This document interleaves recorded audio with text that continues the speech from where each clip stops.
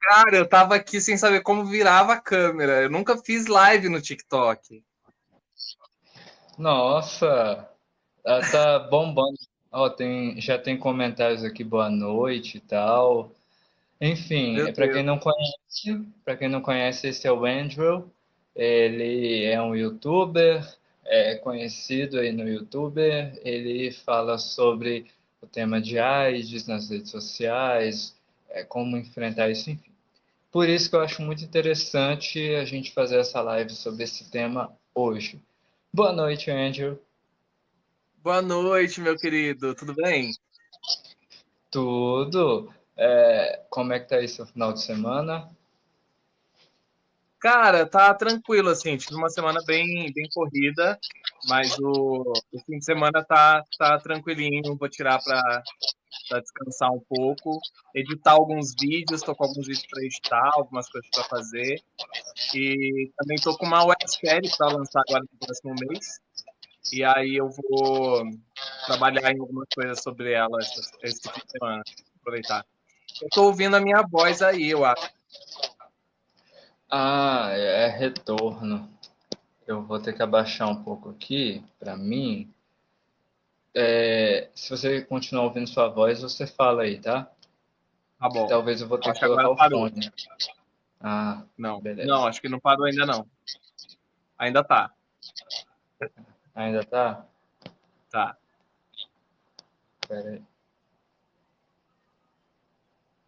E agora você consegue, você ouve sua voz? Deixa eu ver. Não, não. Agora tá ótimo. Beleza. Então vamos lá, né? Hoje a gente vai fazer uma live sobre um tema muito interessante, né? Na terça-feira passada a gente fez uma live com a Michelle do As Travas da Vida. Muito bom, estar disponível no nosso canal do YouTube. E hoje a gente vai estar fazendo uma live com o Drew, né? Que vai falar com a gente sobre AIDS e a comunidade LGBT, né? Primeiramente, se apresente para quem não te conhece e a gente começa a conversar sobre o tema. Sim, bom, então eu me chamo Drill, eu tenho 35 anos, eu sou de Minas Gerais, moro aqui em São Paulo e sou ator, diretor e produtor de conteúdo, produzo para o YouTube. E de 2019 para cá eu comecei a falar sobre o assunto HIV, sobre prevenção, sobre estigmas e tabus e preconceitos e tudo isso. E aí acabou que isso se tornou meu trabalho e é hoje meu trabalho. E ano passado eu também lancei o meu primeiro livro, então eu posso também colocar que também sou escritor. É meio estranho ainda falar isso, mas sim, lancei um livro. E Olha, eu tá quero o vendo? seu livro. Tá aqui. Vida, tá refletindo aqui o plástico. Eu Mas quero o eu seu tô... livro. Sim, eu quero muito que você leia, inclusive, e depois me diga o que achou.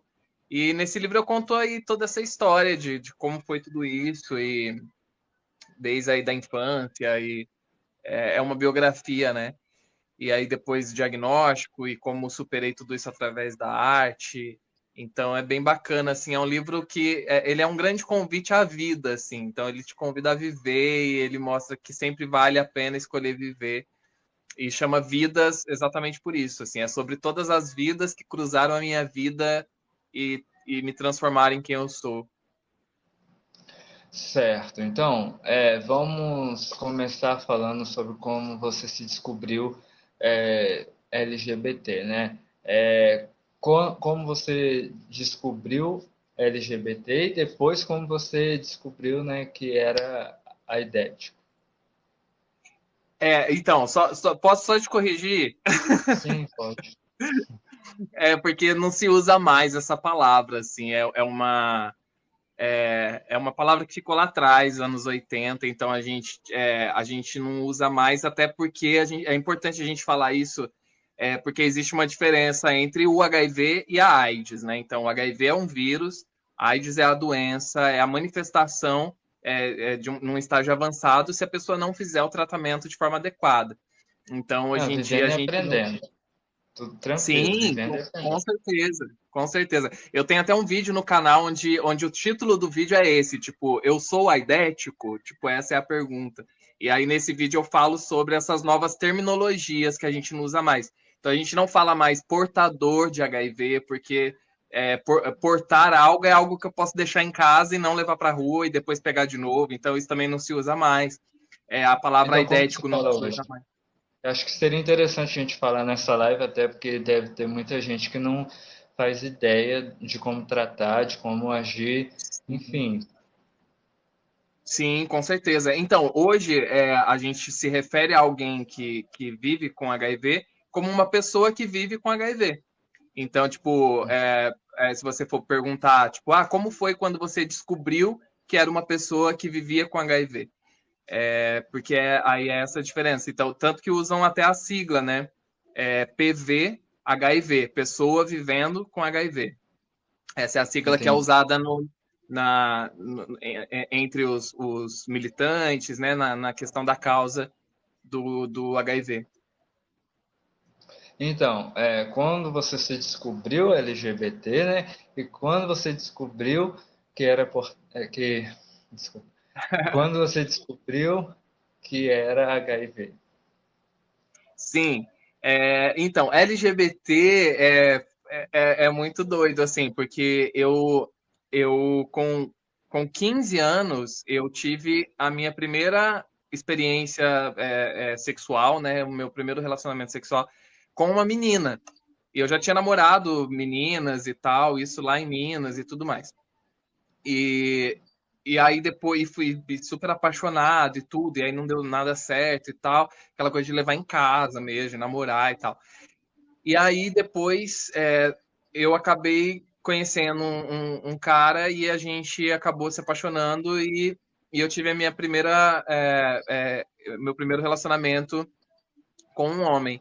E aí eu fiquei muito confuso assim, na época, muito confuso, e eu decidi que eu não queria nada, não queria absolutamente nada, não ia me relacionar nem com meninas, nem com meninos, e justamente por ter ficado com essa bagunça na cabeça de não saber o que estava acontecendo. E só que aí eu entendia que aquilo que tinha sido com o menino tinha sido muito, muito bom.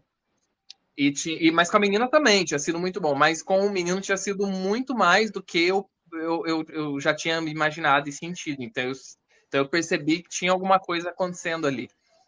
E eu me apaixonei muito mais por esse cara, né? Então é interessante a gente até falar que as pessoas acham que a questão da orientação sexual ela está totalmente ligada à questão sexual, à questão do sexo, e não. Então, assim, o que me define um homem gay, o que me define um LGBT, não é o fato de eu transar com homens, né? É o fato de eu sentir atração tanto afetiva como sexual por homens. Então, existe essa diferença. Então, foi aí que eu acabei me descobrindo isso. Eu tinha 15 anos e foi quando eu saí de casa, aos 15 anos. Eu saí muito cedo de casa e eu saí para morar junto com esse cara que era 10 anos mais velho que eu. E a gente ficou junto por 5 anos. Foi o meu primeiro casamento, assim, de 5 anos. E a gente ficou junto e foi incrível. Aprendi muita coisa e foi sensacional. Mudou toda a minha vida. E depois dele eu me relacionei com outras meninas também. Então, e aí depois me apaixonei por outros meninos, e enfim, eu acho que é isso, eu acho incrível a sexualidade, assim, eu acho que é incrível como ela abre um leque de possibilidades, e eu acho que todas as formas de amar são válidas e de se envolver, e que às vezes não há amor, mas há atração sexual e tá valendo também, então seja com uma pessoa, duas, três, quatro, quantas pessoas quiser. Eu acho que é isso. A gente não tem que limitar nada e a gente tem que só se permitir viver. Sim, é muito interessante isso. Agora, quando você contou para sua família, né, que você era um LGBT, como eles aceitaram e depois, como eles aceitaram, porque além, enfim, da sociedade, além de ter o preconceito com ser LGBT, tem o preconceito também com o fato de ser a ideia. Ah, não, desculpa, eu estou de novo falando isso. De ser portador. Não, também não. Peraí. De De ter ter uma o pessoa HIV. que vive com HIV. É, isso. Então, então tem dois preconceitos aí que são é, que, que a sociedade tem e que você teve que enfrentar, né? Pode contar para a gente um pouco sobre isso? Então, a questão da sexualidade, eu nunca, eu não tive esse momento de ter que dizer. Uhum. Como eu disse, eu saí de casa aos 15 anos, fui morar com essa pessoa e ficamos juntos por 5 anos. E para a família era tipo, mora com um amigo e tá tudo certo. Mas sabiam, já sabiam. Então, assim, eu nunca tive esse momento de ter que dizer, porque eu simplesmente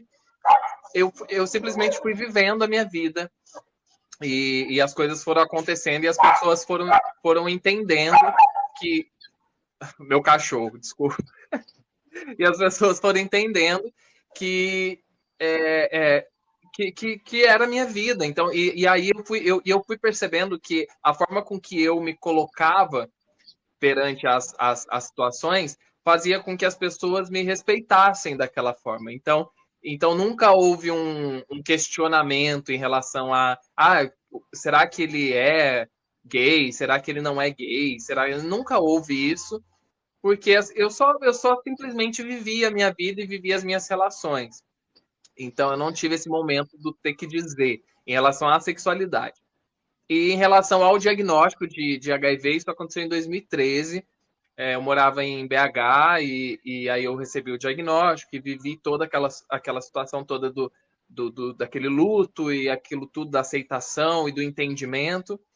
E eu resolvi que não seria necessário eu também dizer para a família e tal. Então eu disse para alguns amigos mais próximos e para as pessoas que eu me relacionei. E eu só contei mesmo para a família e para todos, né, em 2019, quando eu soltei no canal o primeiro vídeo sobre HIV, falando sobre a minha história. E aí, mas antes de soltar o vídeo, eu falei com a minha família e expliquei para eles tudo que tinha acontecido.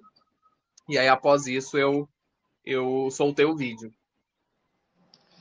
Sim, e como foi? Porque dentro da comunidade LGBT, né, existe preconceitos também, né? A gente luta por preconceitos dos héteros com os LGBTs, mas dentro da própria comunidade também existe. E como foi quando você foi se relacionar com uma pessoa e a pessoa descobria que você tinha o vírus e como era a reação, como você via a reação das pessoas na hora? Então, no início isso foi um grande problema, assim, porque eu não sabia, nem eu entendia de verdade o que estava acontecendo, então eu não tinha nem muita bagagem para poder explicar para alguém da forma que deve ser explicado, assim. Então eu passei por várias situações de rejeição, né? Tanto em aplicativo de relacionamento, como pessoalmente. Aconteceram diversas vezes de dizer e a pessoa bloquear, e a pessoa desaparecer, a pessoa sumir, enfim. E aquilo me machucava muito antes, me machucava muito no início. Só que depois eu fui entendendo que é um processo, que ninguém é obrigado a saber tudo e ninguém é obrigado a saber lidar com as coisas da forma com que a gente sabe lidar. Então, a forma que a gente lida, né? Então, é, eu comecei a ter esse tipo de empatia, a entender dessa forma, e eu comecei, e antes, lá no início, eu sofria demais, pensando, tipo, e agora? Quem é que vai me querer? Ninguém mais vai me querer e tudo mais. Só que um dia eu entendi que a questão não tem que ser mais. Aliás, nunca deve ser sobre quem é que vai me querer. A questão tem que ser sobre quem é que eu vou querer. E isso serve para todo mundo, para pessoas que vivem com HIV ou pessoas que não vivem com HIV. A gente não pode pautar a nossa felicidade na aceitação do outro. Eu não posso pensar que eu só vou ser feliz se o outro me aceitar. Eu preciso estar bem com as minhas questões e com as minhas situações e eu entender o que é que eu quero para mim e quem é que eu quero ter comigo. Então, assim, quem tiver que ficar, vai ficar e vai ser muito bem-vindo. Isso em relação a todo tipo de relação, família, amigos, relacionamento afetivo, enfim. Quem não ficar é porque não tem que ficar. Então acaba que vira uma grande peneira, assim, sabe? Porque é, eu falo que pra poder peitar um relacionamento assim, tem que ser muito foda. Tem que ser. Porque tem que estar muito disposto. Por quê? Porque, porque ainda mais pelo fato de hoje isso ser público na minha vida.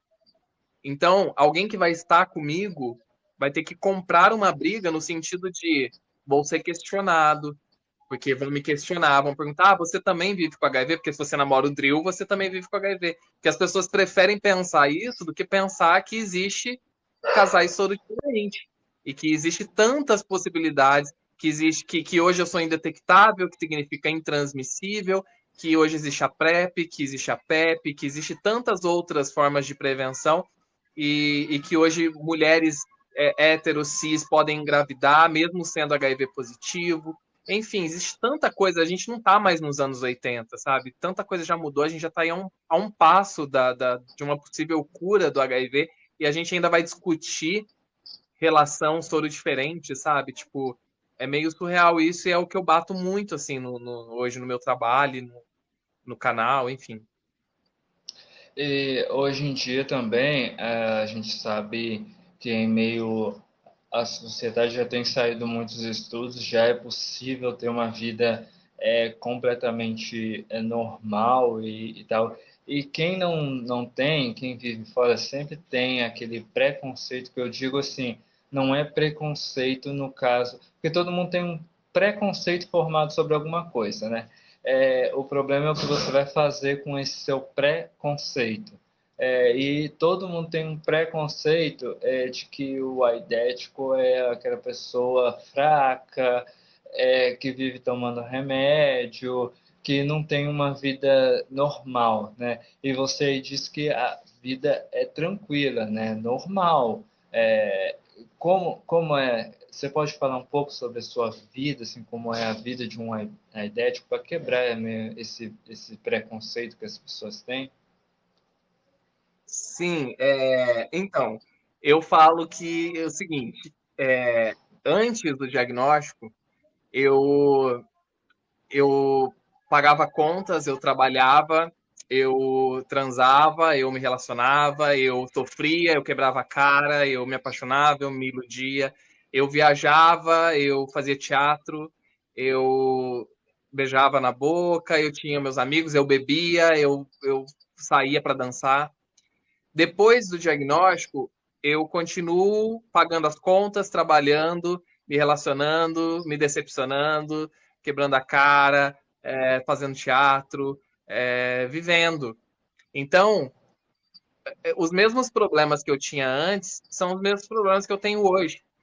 Nada mudou na minha vida. Aliás, o que mudou quando perguntam para mim assim, o que é que você perdeu após o diagnóstico? Eu falo que eu perdi o medo de viver. Porque eu perdi completamente. Hoje eu olho para a vida e para as pessoas e para as coisas de uma forma completamente diferente. Hoje eu me cuido muito mais, hoje eu me sinto uma pessoa muito mais saudável, eu me preocupo muito mais com várias questões. Então, o que mudou para mim foi só isso. Porque fisicamente nada mudou. Aliás, mudou para melhor. Mudou para melhor. Emocionalmente também só mudou para melhor. Então, eu acho que é isso que as pessoas precisam entender, que independente de uma patologia, de qualquer tipo, porque tem pessoas que são diabéticas, que tem que tomar insulina todo dia, senão ela morre. Eu tenho um amigo que ele tem problema cardíaco, ele toma 6 comprimidos todos os dias, senão ele morre. Então, tem pessoas que vivem com diversos tipos de patologias. Então, cada um O lida. engraçado, Pode o falar. engraçado é que assim eu vejo pessoas falando desse, mas quem é portador do vírus HIV vive menos. Mas eu penso assim, peraí, mas o fumante, ele fuma e o fumo também faz com que a pessoa viva menos. Assim também com o álcool, com vários outros tipos de bebida, e ninguém fica com tanto preconceito quanto com as pessoas que têm esse vírus. Então, as pessoas têm que parar um pouco de ter essa visão formada para, gente, as pessoas vivem normal com isso, não tem, e até que não saia uma cura definitiva, infelizmente, né, a pessoa tem que viver tomando remédios, tomando alguns cuidados, mas a vida em si é tranquila, é normal. Agora uma dúvida assim que eu tenho, que muita gente tem, os remédios são caros ou como é que faz para encontrar remédios assim e tal? Então, o Brasil, ele é referência no tratamento do HIV mundial, porque temos o SUS, e no Brasil a medicação, o tratamento para uma pessoa que vive com HIV é de graça. Então, a cada 3 meses ou a cada 6 meses, a pessoa vai lá com a sua receita, pega o seu medicamento. Tem pessoas que tomam um comprimido por dia, que é o 3 em 1. Tem pessoas que tomam dois, como eu, que também são 3 fórmulas, é quase que a mesma coisa. E agora a gente já está evoluindo a gente já está dando um passo maior ainda, que já na Europa já está sendo aplicado, que é a injeção, que é a vacina antirretroviral. Então as pessoas daqui a pouco já não vão mais precisar nem tomar comprimidos, elas vão tomar uma injeção a cada 2 meses e já é o antirretroviral. E assim como também a injeção contra o HIV, que é a injeção da PrEP, que é a PrEP injetável. Também já está quase aí para ser aprovado, está na terceira fase já dos testes. E o seu livro? Fala um pouco sobre o seu livro. Quando você decidiu que tinha necessidade de escrever ele e quando você lançou, enfim, fala um pouco sobre ele. Sim, então, eu sempre tive muita vontade de publicar alguma coisa, eu sempre gostei de escrever, e já escrevi alguns espetáculos, escrevi algumas crônicas, escrevi em alguns blogs, assim, que estão aí abandonados na internet. Então, eu sempre gostei muito de escrever, mas eu nunca. Aí, assim, as pessoas próximas que ouviam as minhas histórias e tal, sempre falavam, amigos, assim, falavam, você podia um dia escrever uma biografia, contar a sua história. E eu sempre achava muito pretensioso isso, assim, porque eu pensava, pô, eu tenho 35 anos e eu vou escrever uma biografia, tipo, que pretensão é essa? Eu espero eu estar com 80, né, para eu escrever. Só que a gente vai envelhecendo e as lembranças elas vão sumindo, a gente vai esquecendo das coisas, isso é algo natural do ser humano. E eu pensei, eu não quero chegar aos 80 anos e ter esquecido um monte de coisa bacana que eu quero que fique registrado, sabe? Então, é, eu de verdade, eu tenho total consciência, eu acho que todos nós deveríamos ter, né? Mas eu tenho muita consciência de que tudo finda e que nós também, nós inclusive, chegaremos ao fim. Então, assim, nós vamos morrer um dia, seja amanhã ou seja daqui 10, 20, 100 anos. Mas vamos. Então, eu quero que quando eu não estiver mais aqui, não sei daqui quanto tempo, que alguém encontre esse livro em algum lugar aí, pegue esse livro e leia essa história e possa pensar, pô, que legal, esse cara passou por aqui, ele fez alguma diferença, ele tentou transformar esse mundo num lugar um pouco melhor para as pessoas. Então eu quero deixar isso registrado. E aí eu pensava muito sobre essa questão, mas nunca tinha colocado em prática. E aí até que um dia uma seguidora do canal, que já é uma senhora, assim, ela me mandou uma mensagem me perguntando como é que ela fazia para comprar o meu livro. E aí eu disse para ela que eu não tinha um livro, eu não tinha escrito nenhum livro. E ela falou assim, ué, mas eu vi um vídeo seu no seu canal, onde você estava mostrando o livro, mostrando a capa, falando da pessoa que fez a capa, e falando que você ia fazer um evento de lançamento e tal. E eu falei, não, eu não tenho. E ela falou assim, nossa, mas eu vi, inclusive o livro chama Vidas. E nele você fala sobre todas as vezes em que você morreu para que você pudesse nascer outra vez. E aí, cara, eu fiquei com isso na minha cabeça. Eu falei assim, essa mulher é uma vidente, ela teve uma premonição e agora eu preciso fazer alguma coisa. E ela ainda falou assim, a capa é toda colorida, assim, meio abstrata e tal. E eu fiquei com isso na cabeça. Isso foi final de 2019. Só que aí chegou o final do ano, eu trabalhando muito, comecei. Aí chegou o início de 2020, eu comecei a dar palestras pro Senac e comecei a trabalhar muito e fazendo muita coisa e deixei para lá, tipo, daqui a pouco eu faço isso e fui deixando. E aí chegou março de 2020, entrou a pandemia, começou a pandemia e entramos em quarentena.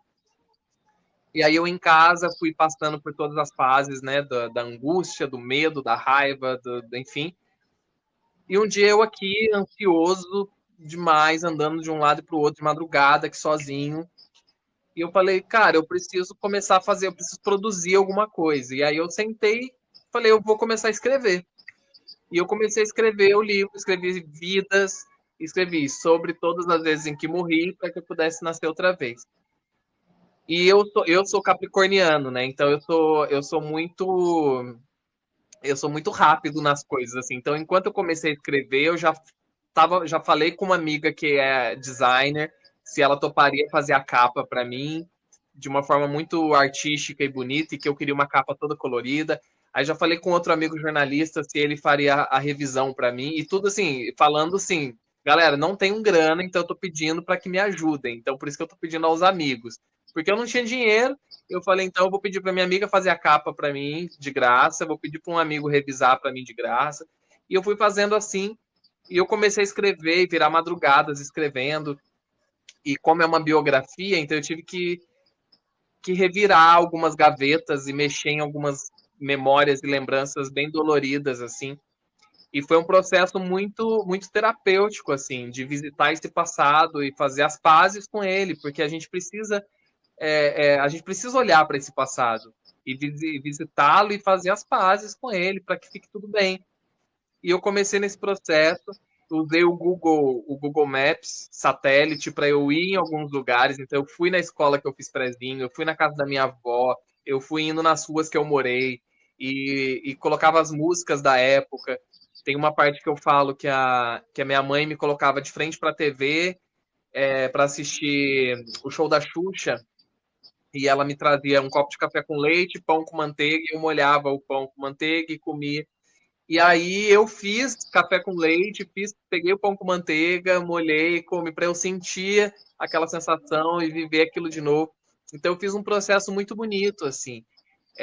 Alguns personagens dessa história morreram e inclusive o meu primeiro grande amor, assim, que foi que lá o dos 5 anos da história, ele morreu no final do ano passado. E ele tá nessa história, ele é 2 capítulos dessa história. E ele morreu agora, tipo, depois do livro já pronto. Então, no livro, aquele ainda tá vivo. Aí, meu avô morreu no final do ano passado, mais 2 amigos morreram. Eu já perdi muitas pessoas próximas aí, desde o fim do ano para cá, e que estão aqui nessa história. E, e aí é engraçado que as pessoas falam, é a sua história sobre o HIV e tal. Não, é a história da minha vida, porque o HIV é parte disso, assim. Então, inclusive, o HIV, o diagnóstico, ele é o menor capítulo do livro, porque tem capítulos muito maiores, com histórias muito mais incríveis, assim. Então, é, é isso, o livro é sobre vidas, é sobre todas as vidas que eu tive, e eu fui, como eu disse, eu fui visitando essa história. Em 3 meses eu escrevi tudo, assim, são 318 páginas. E eu não sei como eu fiz isso, e eu virei madrugadas escrevendo, e aí depois selecionando as fotos e vasculhando fotos dos meus acervos de foto. E aí chegou eu comecei em março, abril, maio, em julho eu terminei. E eu falei, bom, é agora, né? Eu não tenho dinheiro para publicar, o que eu vou fazer? E eu fiz uma campanha de pré-venda. E nessa campanha, tipo um crowdfunding, né? Uma vaquinha online, eu fiz essa campanha e no primeiro dia já vendeu, tipo, 100 livros, assim. E aí, com com esse dinheiro desses 100 primeiros livros, eu já consegui pagar a editora, pagar tudo que eu precisava pagar, mandar imprimir as cópias. E aí enviei para as pessoas pelo correio, com dedicatória, enviei para o Brasil todo, até fora do Brasil. Então tem livro no Japão, tem livro na Irlanda, tem livro em Portugal, enfim. E eu ainda não sinto que lancei ele de verdade, porque por conta da pandemia eu não consegui fazer o que eu mais quero, que é fazer um evento de lançamento com uma música ao vivo, trazer artistas amigos meus para tocar, receber os meus amigos, enfim, fazer isso eu ainda vou fazer. Então, até as pessoas que leram falam, já tá, bora fazer outro, vamos escrever mais um e tal, mas não, eu quero ainda trabalhar esse, assim, porque eu acho que ele ainda tem uma história legal aí para ser contada, sabe? E aonde está disponível o seu livro? Quem quiser comprar, tanto na internet quanto nas lojas, aonde está disponível? Então, como eu fiz tudo de forma independente, apesar de ter feito através de uma editora, mas as impressões, a divulgação, tudo está sendo feito através das minhas redes sociais, então é direto comigo. Então, as pessoas podem me procurar através do meu Instagram ou através aqui mesmo do TikTok, que apesar de eu ser uma rede que eu não uso muito, assim, eu uso mais para soltar alguns vídeos, às vezes mais engraçados e tal, mas não estou sempre, mas podem mandar por aqui que eu vejo. E aí eu faço uma dedicatória bem bonita, eu mesmo mando pelo correio. E quem quiser comprar a versão online, que é o e-book, tem disponível na Amazon. É só colocar lá na Amazon Vidas, Drill Percy, que vai aparecer o e-book. Ah, sim. E você já recebeu mensagens de pessoas que passaram pela mesma situação que você e graças aos seus vídeos do YouTube, elas vêm, né, é, ajudando elas mesmas e tal. Tem alguma história que você pode contar, pode compartilhar com a gente? Nossa, todos os dias. Todos os dias eu recebo mensagens e histórias e é tão doido que as pessoas me mandam até foto de exame para eu ajudar elas a analisar. Tipo, me ajuda aqui, eu não entendi. O que é o TD4? O que é a carga viral? Eu já estou indetectável, não, elas mandam para mim. E eu falo, então, eu não sou médico, mas eu posso te dizer aqui, ó, é isso e tal, mas procura o seu médico, conversa com o seu médico, sabe? As pessoas têm medo de falar com os médicos, e eu falo, faz uma listinha de tudo que você quer perguntar, porque chega na hora, às vezes você esquece. Então, assim, o meu médico mesmo, eu tenho muita intimidade com ele, eu falo para ele sobre tudo que está acontecendo. Então, e a gente tem uma relação muito aberta, isso é muito bom, assim. Mas eu sei que existe centenas de Brasis espalhados por aí, né? Então, eu falo da minha realidade aqui em São Paulo, que é muito cômoda, que é uma bolha num lugar onde tudo funciona. Mas eu recebo mensagens de pessoas do Acre, de pessoas lá do Nordeste, que não tem nem camisinha no posto de saúde. Tem lugares que não está tendo xarope antirretroviral para bebês que nascem com HIV. E isso ninguém fala, isso não é falado e mostrado em lugar nenhum. A gente acha que está tudo ótimo, a gente acha que o Brasil, por ser referência mundial no tratamento, que está tudo ok. Não está. Não tá tudo ok. E eu recebo muita mensagem de pessoas que são totalmente destratadas pelos médicos. Que os médicos não olham na cara da pessoa. Eu já recebi mensagem de gente falando que o médico virou para a pessoa e falou assim: ó, esse medicamento vai te dar aí mais ou menos um ano e meio de vida. Sabe? Tipo, um absurdo. E a pessoa vai embora com esse sentimento. Aí ela joga no Google e ela acaba achando o meu canal e acaba entrando inclusive aproveitar e falar, eu tenho no Telegram um grupo de acolhimento, que tem quase 300 pessoas lá, então as pessoas que assistem aos vídeos acabam entrando nesse grupo, e é um grupo onde a gente tira dúvidas, onde a gente se ajuda, a gente fica junto, e ali dentro rolam muitas histórias. Então, sei lá, a história que eu te contei hoje. Eu tô aqui acompanhado, desculpa. Às vezes eu olho pro lado aqui. Eu falei hoje para ele uma história de uma mulher que me procurou, dizendo que há um ano atrás ela me procurou e ela falou assim: eu acho que você nem vai lembrar, e eu não lembrava mesmo, porque é muita gente que manda mensagem. e eu não lembrava. Ela falou assim: eu só quero te agradecer, porque há um ano atrás eu te procurei, porque eu estava muito desesperada e muito triste, angustiada, porque o meu médico disse que agora, após o meu diagnóstico, eu ia ter que tomar os remédios e que isso e aquilo, e que eu nunca ia poder engravidar, que eu ia ter dificuldades para me relacionar, isso e aquilo. E ela falou, e aí eu procurei na internet informações sobre isso, encontrei o seu canal, falei com você no Instagram, e você disse que era totalmente o contrário, que eu poderia sim ser mãe, que eu poderia sim me relacionar. E ela falou, então eu vim te agradecer porque hoje eu tô com uma pessoa, eu casei, tô apaixonada e tô grávida. Então eu vim te agradecer por isso, porque eu tô muito feliz. Então, todos os dias são histórias e tem histórias de pessoas que querem tirar a vida e desistem porque viram um vídeo, pessoas que têm... e é engraçado, porque as pessoas, elas me procuram, elas falam assim, descobri, recebi o diagnóstico e eu tô com muito medo. E aí a primeira coisa que eu pergunto é, medo de quê? Quais são os seus medos? E aí sabe quais são os medos dessas pessoas? Não é medo de morrer, de emagrecer, de ficar doente, de ficar de cama. Não, porque as pessoas sabem que isso não acontece mais.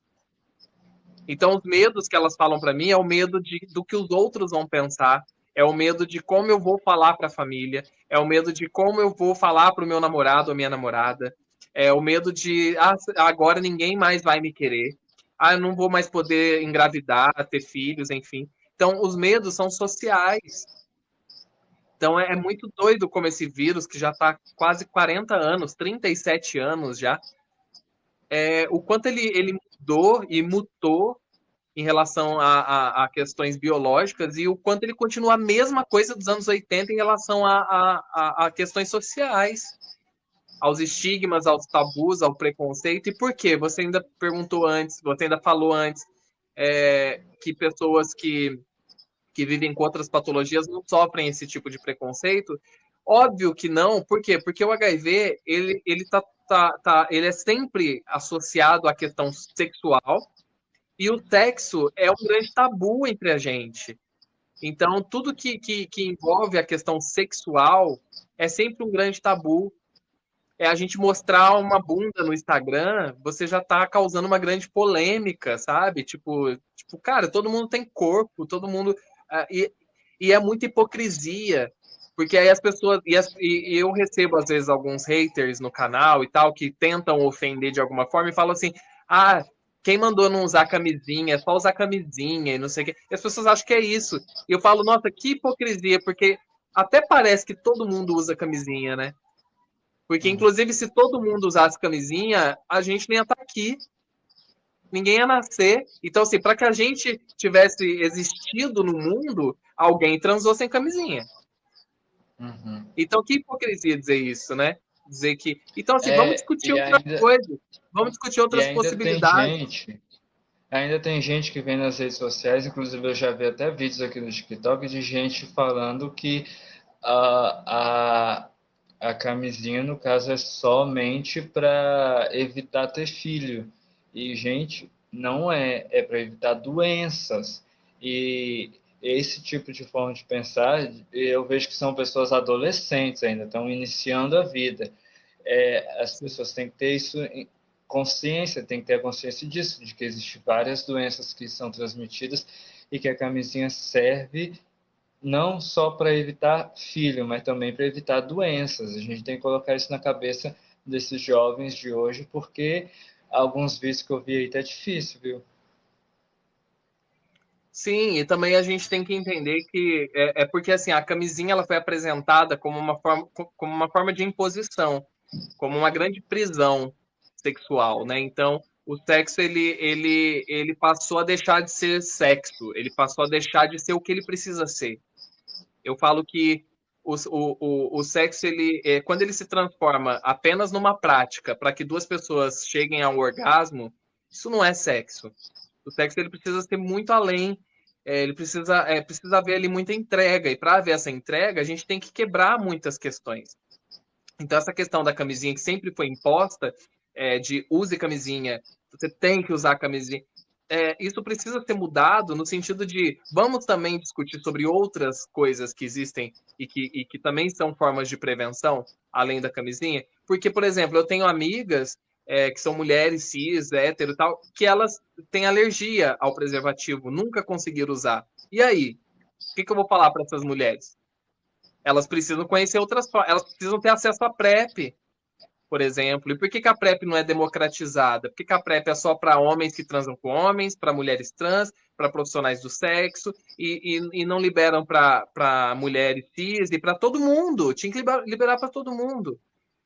É como se a PrEP fosse um medicamento em estudo, está em teste até hoje. Não, já foi testado, já foi aprovado, já está tudo certo, a gente já sabe que funciona, então libera para todo mundo, porque todo mundo está transando. E as pessoas, e aí usar ou não a camisinha, as pessoas vão continuar não usando e quem quiser usar vai continuar usando. Mas as pessoas vão continuar transando. Então o que elas precisam não é de uma camisinha, elas precisam de informação. E através da É, informação elas vão entender o que elas querem para elas. inclusive teve um comentário aqui agora que a pessoa falou que não sabia disso quando eu falei que a camisinha era muito mais do que só prevenção de ter filhos, né? A Meu pessoa comentou Deus, aqui, então para você ver como é que está a sociedade de hoje, que existem pessoas que ainda em pleno século XXI não sabem o real motivo de que serve a camisinha. Mas, enfim, sobre essa conversa está muito boa, eu acredito que vai ajudar muitas pessoas, muita gente. E sobre, você falou, no caso,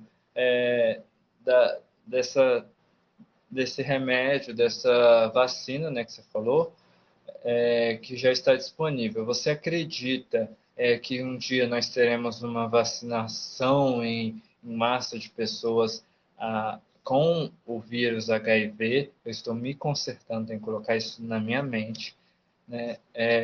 De pessoas com vírus HIV, que é igual, por exemplo, está acontecendo com coronavírus, igual aconteceu com H1N1, igual aconteceu com outros. Você acredita que isso um dia pode chegar a acontecer? então, eu acredito, eu espero, na verdade. É, eu não acredito muito, pelo menos não tão cedo, justamente por ser algo que é relacionado a sexo, a sexualidade e a tabus. Então, eu acredito que a vacina contra o HIV estando disponível de forma geral, vai partir muito mais das pessoas que tiverem informação e entenderem que isso é necessário, irem lá e se vacinar do que uma vacinação. Imagina, você acha que vai ter uma campanha do governo para uma vacinação em massa para que todo mundo possa transar? Ainda mais a gente falando de uma vacinação contra o HIV, que é a PrEP injetável, que já é julgada por muitas pessoas de tomar PrEP porque não quer usar camisinha. Isso é um grande Uhum. absurdo, porque se a pessoa toma PrEP, primeiro, a pessoa que toma PrEP, ela tem que obrigatoriamente pegar a medicação a cada 3 meses, e a cada 3 meses, para pegar a medicação, ela tem que fazer todos os exames. Então, eu, de verdade, eu confio muito mais hoje em transar com alguém que seja HIV positivo indetectável ou alguém que use PrEP, do que eu transar com alguém que eu desconheço a sorologia. Porque Uhum. é isso, a pessoa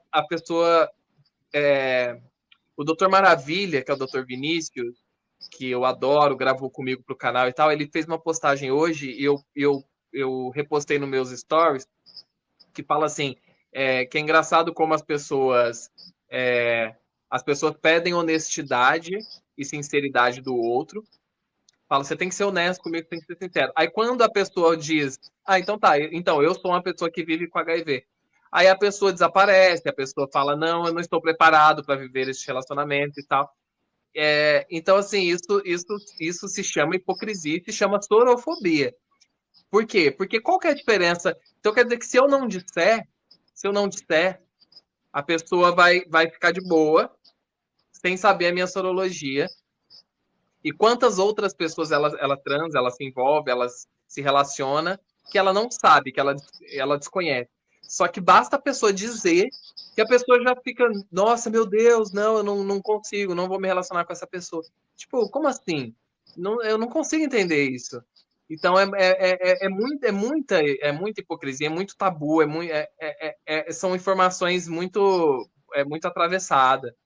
E aí essa É igual questão eu tava tendo uma discussão hoje com um amigo meu, ele é ateu, não tem? E eu falei com ele sobre esse negócio de você olhar uma coisa, de você achar bonito, e depois, quando você descobrir quem realmente é, você já fica assim, não, peraí, mas peraí, você não achou bonito antes, por que que agora você não acha mais?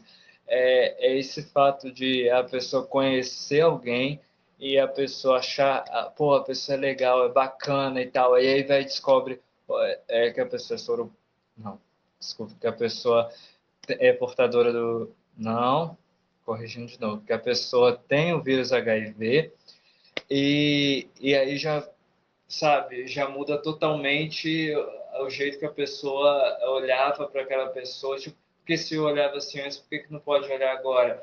A mesma coisa com pessoas trans. Achou um homem bonito e tal. É tudo que a pessoa sempre quis. Tá, aí vai descobrir que a pessoa é trans. Aí a gente fala, não, mas calma aí. Que eu... Tipo, o que que impediu? Porque continua sendo a mesma pessoa, com as mesmas do mesmo jeito, a pessoa que você gostou, que você achou interessante, continua existindo. Só um detalhezinho pequeno ali que tem como vocês levarem a vida de boa. Então, as pessoas ainda têm esse preconceito de quando descobrir, vai e já recua, sabe? Isso é sim um preconceito, embora o meu amigo tenha falado, não, mas não é um preconceito, é porque como é que eu vejo uma imagem e aí depois eu descubro o que que é, mas eu falo, é um preconceito, porque você está tendo um preconceito formado sobre aquilo ali, você não está deixando aquela pessoa se mostrar quem ela é em caráter, no amor ou em outras coisas, por causa de uma coisa que já está imposta aqui na sua mente, no seu cérebro, sobre isso. E acredito que isso se aplica muito ao que você falou aí agora. Sim, exatamente. É isso. É, as pessoas, e tudo isso parte da falta de informação. Então, por isso que eu me vejo fazendo isso para o resto da minha vida. Eu preciso falar sobre isso. Me perguntaram esses dias, tipo, Adri, o que é que você vai fazer da sua vida após a cura do HIV? Aí eu falei, ué, não sei, vou comprar um carro? Tipo, como assim? As pessoas acham que quando surgir a cura do HIV, as pessoas não vão mais se infectar pelo HIV. E não, elas vão continuar. Porque as pessoas vão continuar transando. E as pessoas vão continuar se infectando por outras ISTs, inclusive pelo HIV. Só que a diferença é que vai ter uma cura. Então, É, assim, o que eu vou fazer depois da cura é continuar falando sobre HIV, sobre prevenção, sobre vida, sobre, enfim, porque é isso, as pessoas vão continuar com as suas vidas. e É as isso. pessoas também têm que colocar a ideia na cabeça de que não existe só a AIDS, existe outras, existe a sífilis, Sim, enfim, existe outras que também são sexualmente transmissíveis e que, assim como existe outras, futuramente pode existir uma nova, enfim, dependendo aí, é igual ao coronavírus. O coronavírus que foi descoberto em 2019 é uma variante que já existia. Então, é uma mutação de um vírus que já existia. Então, as pessoas têm que parar de achar que é só para AIDS, porque existem outras doenças, existem outros sim, problemas que também podem ser causados por isso. Por isso, a prevenção é importante, por isso é importante as pessoas se cuidar na hora do relacionamento. Essas pessoas de aplicativo que tal, não. Gente, estude a pessoa primeiro, tente saber. É, eu nunca encontrei, na época que eu estava solteiro, alguém nas redes sociais que perguntava se a pessoa tinha alguma doença ou coisa assim. Não, simplesmente queria já ter um relacionamento sexual. E não é. não é questão assim de escolher, não. Por quê? Ah, posso ter um relacionamento, mas eu vou me cuidar. E ninguém tinha esse cuidado. Ninguém tinha o cuidado de querer se prevenir, de querer é, se cuidar próprio, sabe? Simplesmente vai se jogando assim, na vida e aí de repente descobre. Aí vai pensar em se cuidar, em se prevenir depois, quando já aconteceu tudo. E inclusive, recentemente a gente teve um caso da Ana Paula Valadão que foi processada, inclusive ela vai ter que pagar por ter assimilado os gays a culpa dos gays pela existência da AIDS. O engraçado é Sim. que a gente está em pleno século XXI e a gente sabe que, embora tenha tido aquele surto nos anos, na década passada, né, de gays com AIDS e tal, a culpa da AIDS não era dos gays, veio de homens héteros que se relacionavam com macacas e que pegaram essa doença e aí transmitiram para outras pessoas. Ou seja, héteros estão jogando a culpa nos gays por uma doença aí, e isso é ridículo ainda em pleno século XXI, a pessoa pensar assim. Você recebe, você já recebeu alguma mensagem assim de alguém religioso falando sobre isso para você? Você recebe o tempo todo? Como é essa questão? Muita mensagem. Você pode olhar, eu nem apago. No começo eu apagava as mensagens dos vídeos no YouTube, porque eu não sabia ainda lidar com essas coisas de haters e tal. Depois eu fui entendendo que o hater, ou qualquer pessoa que critica alguém, ela tá sendo mais sobre ela do que sobre do que sobre alguém. Então, se alguém me critica, é muito mais sobre a pessoa do que sobre mim. Por quê? Porque eu tô com as minhas questões resolvidas. Então, se a pessoa manda uma mensagem lá, tipo, nossa, que cabelo feio, nossa, que não sei o quê. Eu acho meu cabelo incrível, então isso não vai me atingir. Então, tipo, se a pessoa manda lá, ah, você tem que morrer, você é um pecador e tal. Não, eu não acho que eu tenho que morrer, e eu não acho que eu sou um pecador. Então tá tudo certo. Se você pensa isso, o problema é seu. E aí os seguidores lá do canal começavam a me defender e brigar e tal. E aí isso dava engajamento nos vídeos. Aí eu deixei, fui deixando, falei, não, quer saber, eu vou deixar. Eu só apago quando são mensagens muito pesadas. Tipo, uma vez um menino escreveu que ele tinha acabado de descobrir o diagnóstico e que ele ia se matar. E aí veio um cara religioso e colocou embaixo: isso mesmo, faz isso, se mata porque você é um pecador, você é sujo, você é isso e tal, e você vai pro inferno e não sei o quê. Eu fui lá e apaguei, bloqueei essa pessoa do canal, porque aí já é um outro lugar, assim, já tá, aí já é sobre as pessoas que me seguem, não é sobre mim, porque eu sei lidar, mas algumas pessoas não vão saber. Então, eu recebo muita mensagem de pessoas religiosas dizendo sempre que é um pecado, que eu estou pagando, é um castigo, né? Um castigo, a palavra que elas usam. Que é um castigo que eu estou pagando, mas que Deus vai me dar cura, vai me libertar e tal, tal, tal.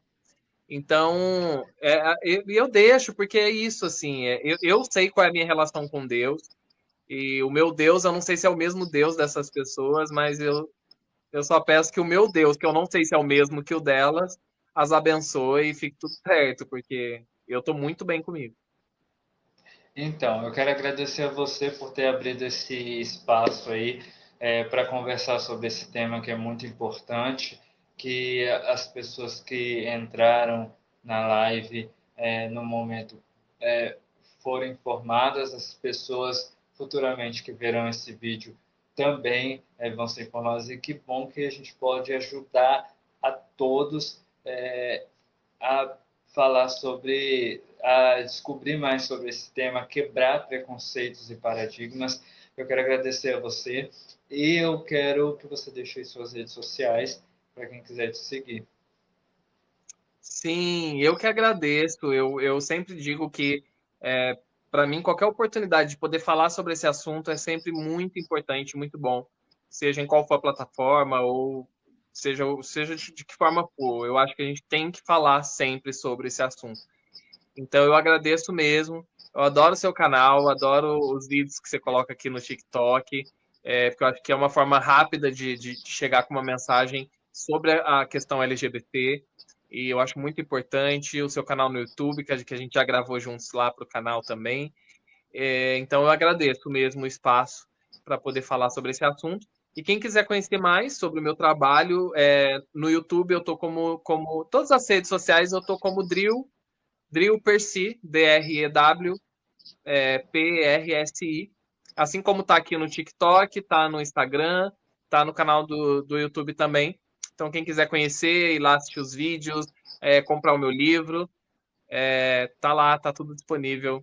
Eu agradeço mais uma vez.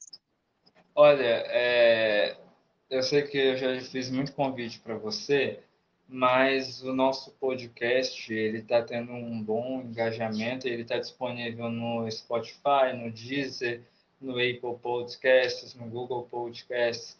Enfim, tem muita gente ouvindo e tal. E eu acho que seria um tema bacana para a gente colocar no podcast também. Sim. Então, quem sabe aí um dia que você esteja disponível, que você queira também divulgar seu livro, outras coisas, e a gente possa fazer um podcast que eu acredito também, porque o nosso canal, como ele está disponível em várias redes sociais diferentes, as pessoas que assistem a gente no YouTube não é o mesmo que segue no Instagram, não é o mesmo que segue no Facebook, no TikTok Sim.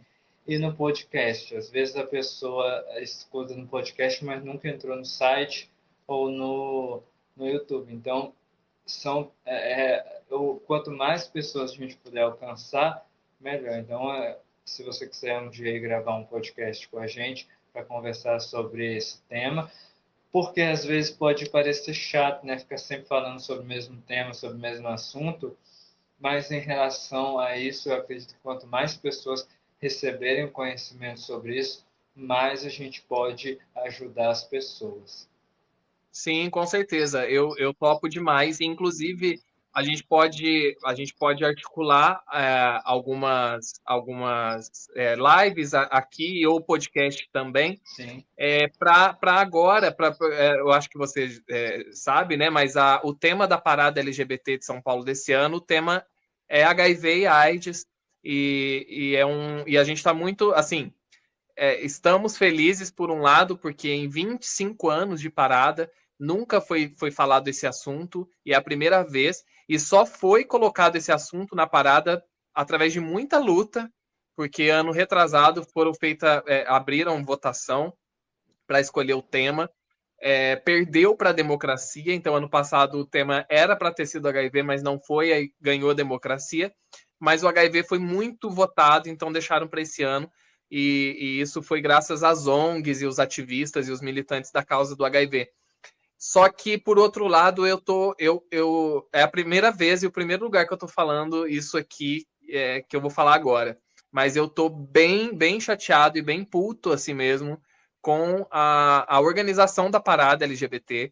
E eu vou falar sobre isso no meu canal, eu vou falar sobre isso no meu Instagram. Eu não vou ficar calado, porque eu tô vendo um descaso total em relação ao tema, que é o tema da parada.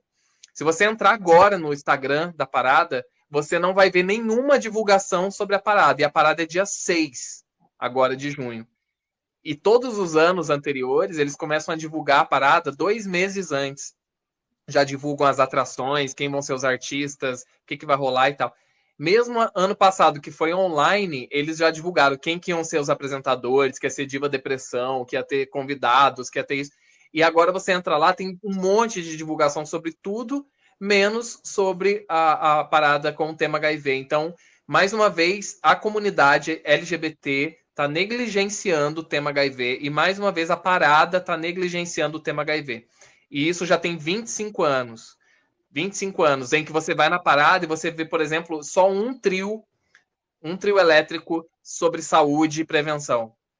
Você não vê nenhum artista em cima dos trios, artistas grandes falando sobre HIV. E isso é um absurdo, porque a história do HIV está totalmente entrelaçada à história LGBT. E a gente não pode negligenciar isso. Então eu estou bem chateado mesmo. E eu vou só dar mais uns dias aí para eu ver se alguém vai se manifestar.